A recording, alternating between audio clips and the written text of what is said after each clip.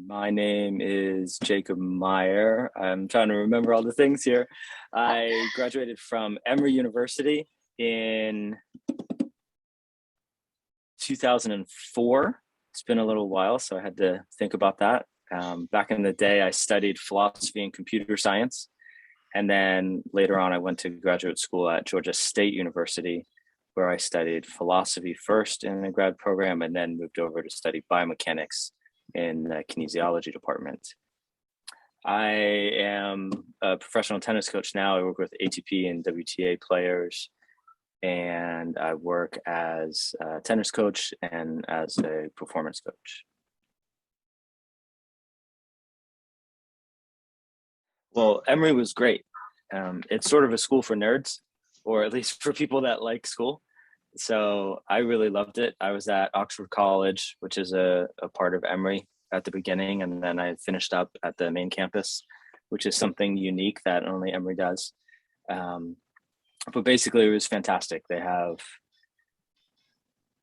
it's hard to describe the resources that you have available to you as a student. So you spend sort of 4 years figuring out the fact that you sort of have the world at your fingertips there, and you have experts in so many fields, and people actually want to help you, which is a little bit different for me, I think. And it probably young people underestimate that. That there's so many people at the university that are really just looking for people that are motivated and want to work hard and really passionate about something. And if you have that, then it's like you can connect to anyone and sort of start working on anything that your heart desires. So it's a pretty great place for someone that was uh, sort of a self-described gigantic nerd.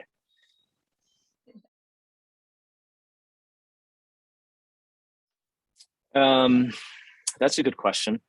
So I got into most of the schools that I applied for. I was very lucky that way, or I suppose that comes along with being a nerd and applying to academic schools. And I took several visits. For me, Emory seemed to be the place that connected with me the most. And it seemed that I was able to connect with people that actually cared about my education and they cared about teaching. Um, so, of course, the people that were there had great resumes, but there were other places that I went to where everything sort of seemed to be about the resume and not actually about the person. So for me, Emory was a sort of great balance of being a first tier international institution that was also small enough where they really focused on the student and they really focused on um, trying to push people to be better humans as opposed to like just focusing on the network and the social aspect and who do you know and what jobs you can get. So of course they have that, um, but I thought that they really cared a little bit differently than the other sort of top 20 schools that we were looking at.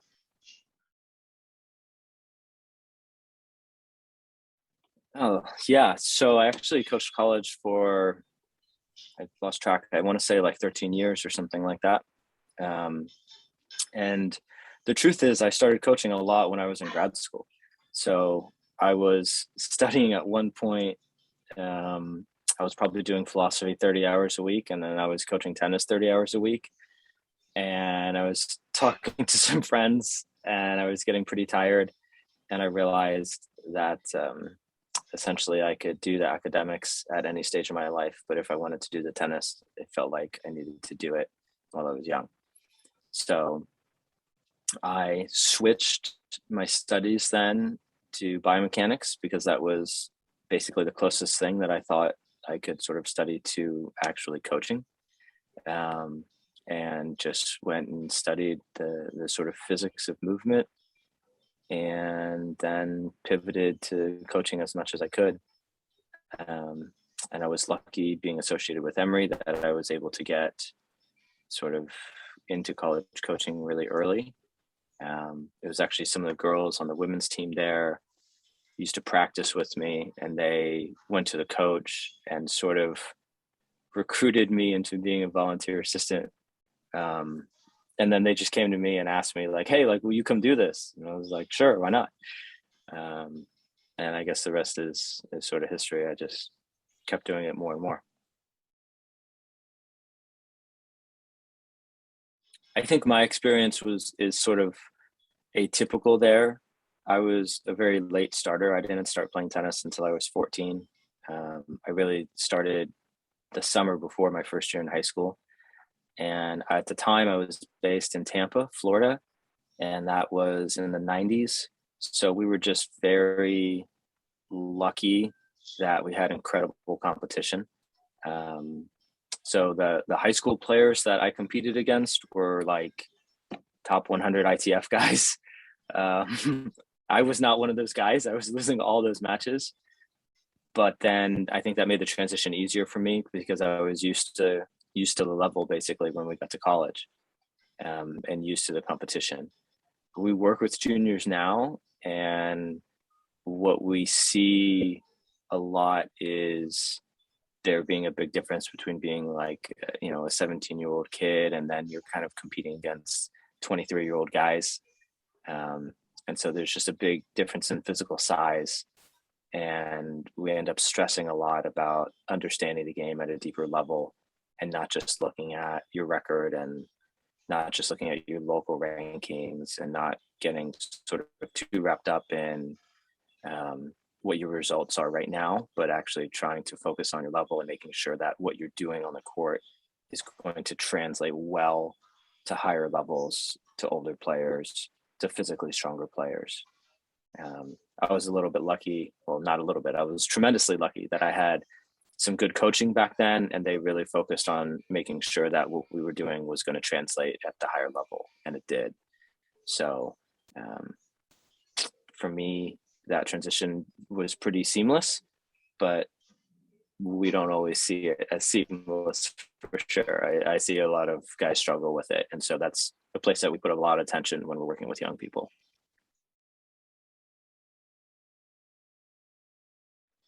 That's a great question. I was just talking to one of the ACC coaches yesterday about that. Um, the first thing that I look for is what their character is, how they sort of comport themselves both on the court and off the court. You're really looking for someone that has high motivation and someone that has a work ethic and someone that's open-minded to be able to take their game to another level. To be successful in college now, especially at the higher levels, I think you really have to be able to improve your game. And so the attitude that people bring and the consistency of just being able to get out there and put the work in that you need to makes all the difference. So we sort of recruit good people first, and then it's nice if they have good tennis fundamentals. But what I really look for is, how is this person going to fit in into a particular program and the style that they do things? And you just think like, okay, well, if they're in that program for 2 or 3 years, are they getting a lot better? And so you try and make sure that you get the fit right.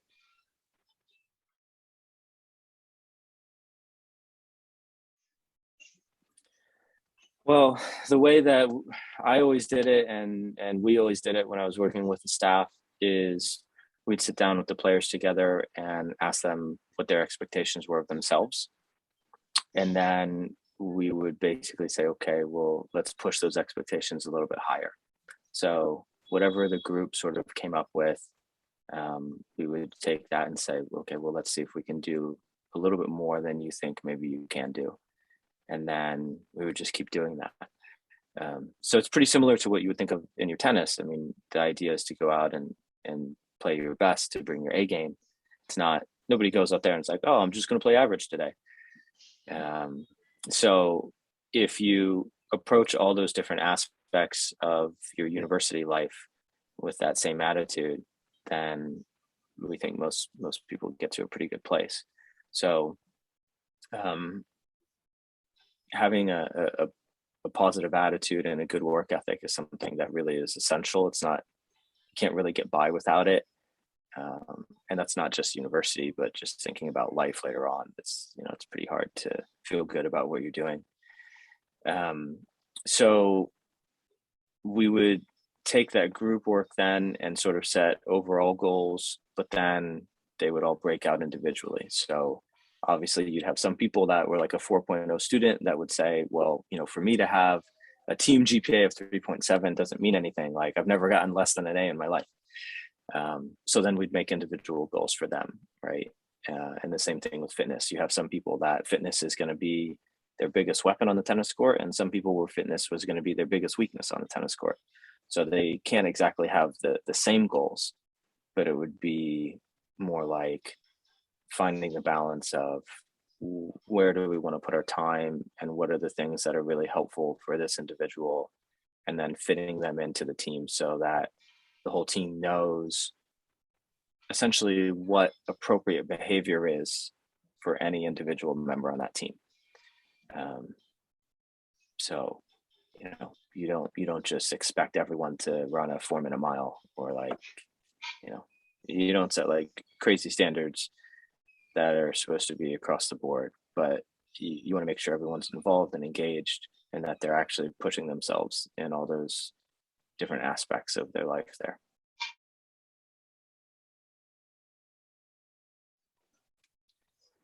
Yes and no. I think for the vast majority of people, college tennis gives you an opportunity to keep training and keep getting better and have a chance at being a pro. So, JP is a good example of someone who would have struggled if he had tried to turn pro when he was 18. When he came to the University of Tennessee, he was top 10 ITF. So he really had a lot of success in the last couple of months of his junior career. He was not top 10 when he was recruited. He was 60 or 70, which is obviously still pretty good, but it's not obvious when you're 60 or 70 that you should play pro. But for him, I don't think there were really other options. It was go pro all at once or go to university. And I think a lot of people are in that situation. Most of us are not in a situation where we can say, okay, well, I'm not at an ATP or a WTA level top 100 player right now. And most of us can't go out and hire, one of the top 10 coaches in the world to get us there for the next 5 years, which is pretty much, what it might take. So the university system allows you to sort of have a mini academy around you, where the university invests a lot of money in your development. They invest a lot of money in everything from strength and conditioning to practice to helping you with equipment, et cetera, et cetera. So for JP, that basically gave him the opportunity to come out of college and be like a top 350 player right away. As soon as he was done with college, he was winning futures immediately. And then, he was probably top 150 in doubles the moment he graduated. And so we're seeing that more and more. There's 20 or 30 guys and girls that are at that level now from Division I every year, which is impressive if you think of it. If you happen to be someone who is maybe more physically developed and sort of like a top player, and you're looking to try and be top 20 in the world in singles, then that might be harder. Then I think you have to sort of find one of those top 10 coaches in the world and just make the time investment and, put all your eggs in that basket. So.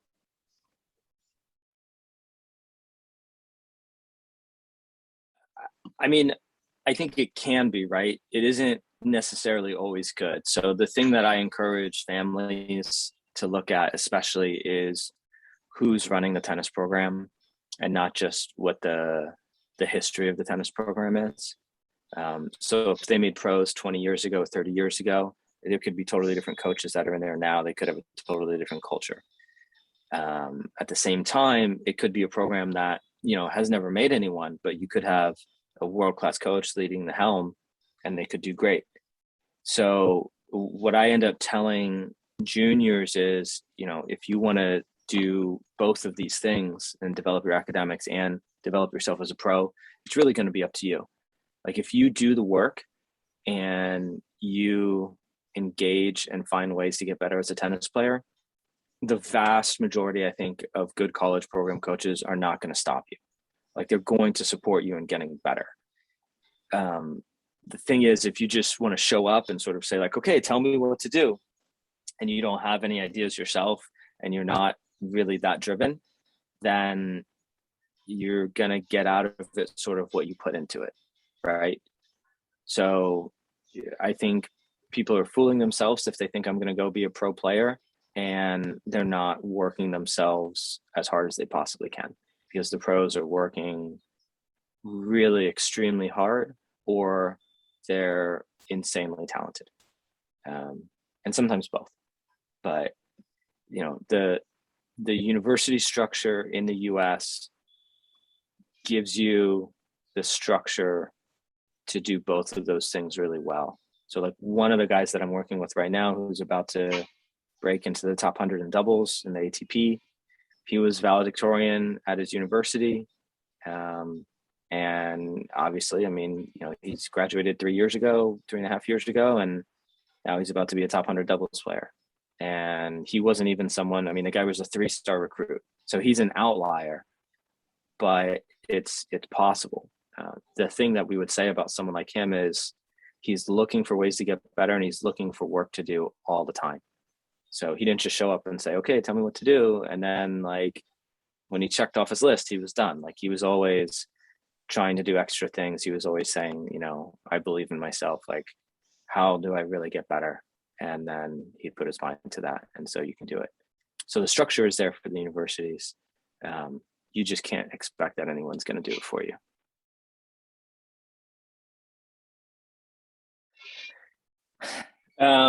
Well, the advice that I give pretty consistently is do as well as you can in school. And if you think that you're going to be a successful pro without having a good head on your shoulders and without using your brain, you're probably wrong. Even if you do become a successful pro, if you don't use your brain well and have at least a good bit of education, then it's going to end up hurting you a lot on the tour, both in your results and then in the consequences that you get from those results. So it'll hurt you financially with your team. When if you're a successful pro, you're essentially running a business and you have a team around you, and you have to have some skills in order to manage those things well. So either you have to just give up the control completely to someone else, or you need to learn actually a little bit about how the world works. So there's a way in which serious tennis players that are faced with those kinds of questions actually have to mature, I think, more quickly and develop more quickly than the average person does, because they're going to be tossed into a world where essentially they have the responsibility of running their own business, which nobody does when they're 19, or essentially no one does. So I try and get players to look differently at the academics. A lot of the times young people sort of want to just focus on the tennis. And I think too many coaches will just say, yeah, like you're a great tennis player, and so you don't have to worry so much about school. And that's just not good advice. That's not good for people. So we really try and spend time with them to help them understand the bigger picture of what goes on if you really want to make sport a career, whether it's tennis or whether it's another sport for that matter. And then typically we introduce them to some of the pro players, and they'll chat with the kids, and that frankly makes a bigger impact than most of what we say or what the parents say. So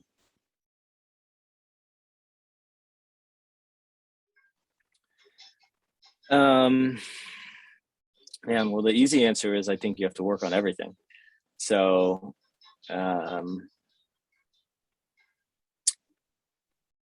maybe to be more specific about it, if you're in the college system, you want to take advantage of the resources you have, right? So you have the opportunity to sit down with your coaches and do a real hard look at your game and do a serious evaluation of your own playing and your own limitations.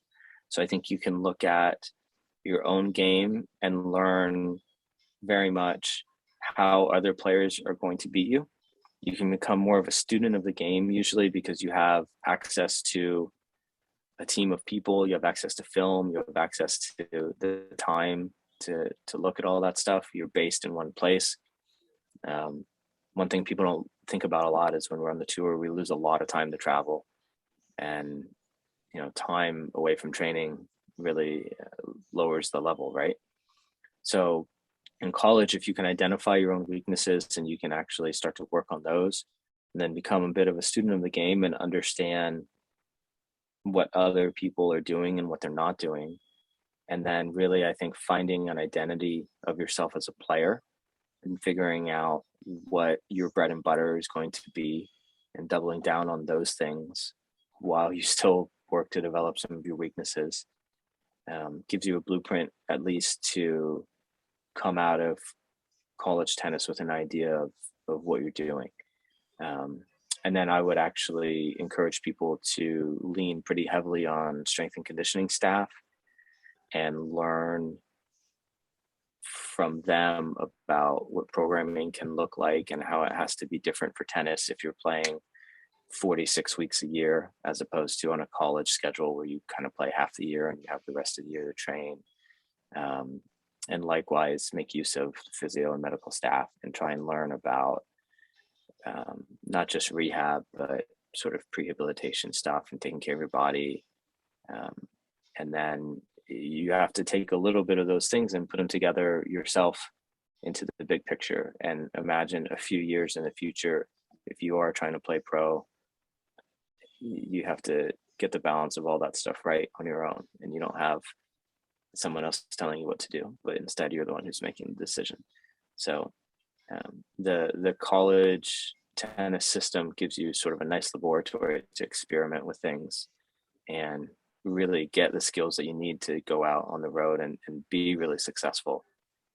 I think it's just most people don't probably put the time and effort into using it the way that they could in order to do that.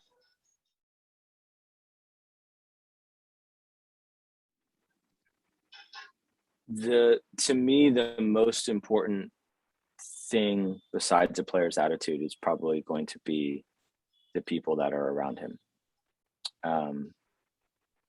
I couldn't tell you how many people I've seen who had the physical skills to have a career in tennis fail because of the behavior of people around them. And sometimes that's really bad behavior, like obviously bad behavior that no one would want. And sometimes it's not. Sometimes it's parents that mean well, but they're scared or they don't understand the sport or how to develop someone in the sport, and so they end up just undermining their children's sort of hopes. Sometimes there are coaches that mean well that just don't have the skills, and they're kind of in over their head, so they're trying to do things that they're not good enough to do. The same way I might try and hit a forehand down the line and I just don't have that shot and I'm just going to keep missing it and lose too many points and lose a match. Coaches can do that, parents can do that, girlfriends and boyfriends can do that, husbands and wives can do that, people sort of even more on the periphery can do that. I mean, we've seen people sign with agents and we've seen them get pushed into bad directions because of financial things. I've seen people work with financial backers to get help to spend more time at academies or spend more time with coaches, and we've seen financial backers get in the way in really negative ways. So finding that right team around you, to me, is really a number one priority.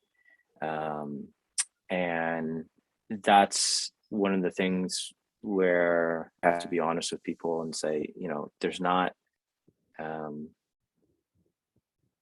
a 150 coaches that are all top 10 in the world. Like that math doesn't make sense. So there's a limitation and there's definitely sort of a hierarchy there, but there are college programs where I think there are very good people that are in place. And then just like any player or any coach should recognize, we all have weaknesses. So I think it's important to try and understand what the weaknesses of your team are. And hopefully you can shore that up, right? Like if you're Roger Federer, obviously, if you think you have weaknesses somewhere, you just hire another person and add them to the team to shore up those weaknesses. In a college program, that might not always be possible, but at that point, the responsibility then falls to the player. So, like to me, like the first guy that comes to mind, I won't name names or programs, but to me, he's one of the best guys and one of the best coaches in college tennis. He's just a very nice guy. So he doesn't force people to do things that they don't want to do. So I've seen him coaching and working with players. And if the player actually listens to him and does what he suggests, then they develop really to a pro level. But most of the time, the player goes off and tries to drink beer and eat pizza and gets kind of sucked up into the college experience. So that's no fault of the coach. The player's got to have enough discipline to recognize that. And that's where I think it's helpful if there's more people around, whether that's parents or even an older sibling or another player. Hopefully you've got good leaders on the team that can help the younger players understand, some of this responsibility falls to you. Like it's not just about what you're doing 2 or 3 hours a day on the tennis court. But yeah, I think that team is massively important, and it makes sense for you to get it right. And you also have to think about the team around you having different skills, the same way a player might have different skills or a medical doctor might have different skills. So you don't just go to one medical doctor over your lifetime, you end up seeing different specialists. And a lot of the times the team that's going to really help you when you're a teenager is different than the team that would help you during university years. And that might be different than the team that's going to help you if you're 500 ATP or 500 WTA, or then if you're top 100 or top 50. There's actually different skills that are involved because you're dealing with different issues there. So it's not necessarily that you're going to have one person or one team that's going to carry you all the way from unranked to your career high ranking. And that can be difficult for people. Sometimes it's hard to recognize when they need to make changes and how to find the right people that have the skills that fit up with exactly what they need in their development process.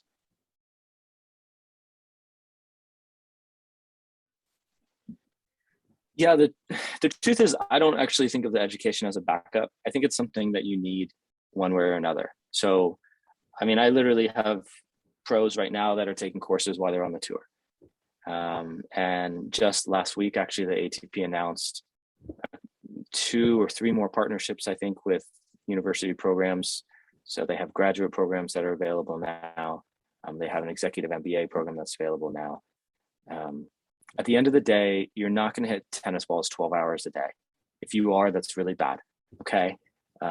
People do overtrain, and especially with the juniors, sometimes we see people that think they're supposed to hit tennis balls 4 or 5 hours a day. And that's just not actually the right road to success. If you're hitting that many hours a day, your quality is not good enough. There's a limit to how much your brain and your body can take, no matter who you are. And, you want to get sort of close to that, and you want to work as hard as you can, but then you have to be respectful of the limit. And then there's more hours in the day. And ultimately, you need to develop your brain and your mind to be able to handle the rigors of what you're going to do in the future, whether that's play pro tennis or whether you're talking about a life in business or outside of tennis. And so your education is just essential for that. I mean, that's what education really is supposed to be. So I don't think of it at all as a backup plan. I even tell people, like, look, if you're going to go to college for 1 year and then turn pro, you're still going to take your books with you on your road. You're going to be studying the whole time. You're just going to be taking online classes now. not everyone does that, but what we found is that people that take those two things seriously together end up doing really well. So for me, I push that and say, look, like these two things go hand in hand. If you want to be the best athlete you can, you also have to develop your mind and your education. And that's where I think the American university system is probably unique, where it really lets you work pretty hard in school and academics, but it lets you actually develop to a professional level as a player. And then there does come a point where you're going to say, I'm going to put 80% of my energy into sport and only 20% into education. But the number should never be zero. I mean, you shouldn't just stop your education. That's going to end up really hurting you in the long run.